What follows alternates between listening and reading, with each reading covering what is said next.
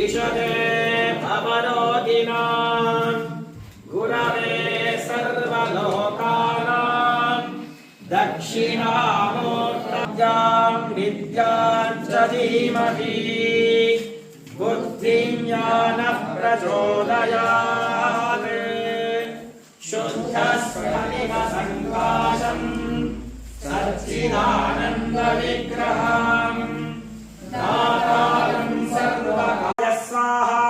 हे अजगर इमं बलिङ्गण्डगण्डाय रमानं कुटुम्बं रक्ष सर्पशापनिवर्ते निवर्ते कुष्ठादिरोगान् नाशय नाशय पुत्रां देहि देहि 29 कुष्ठादिरोगान् नाशय नाशय पुत्रां देहि देहि।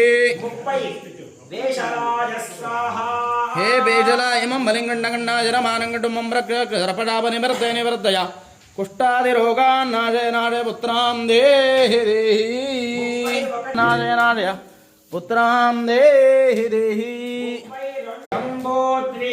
जम्बूद्वीपे भारतवर्षे भरतखण्डे दण्डकारण्ये मेरोः दक्षिणदिग्भागे श्रीशैलस्य नैऋतिप्रदेशे कुमद्वती नदीतीरे श्री कृष्णनन्दीश्वर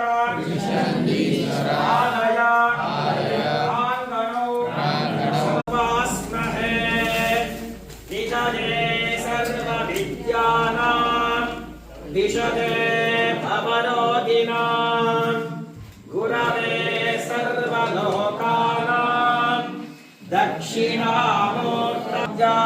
विद्यां च धीमहि बुद्धिं ज्ञानः प्रचोदयात् शुद्धस्फटिकसङ्काशं सच्चिदानन्दविग्रहं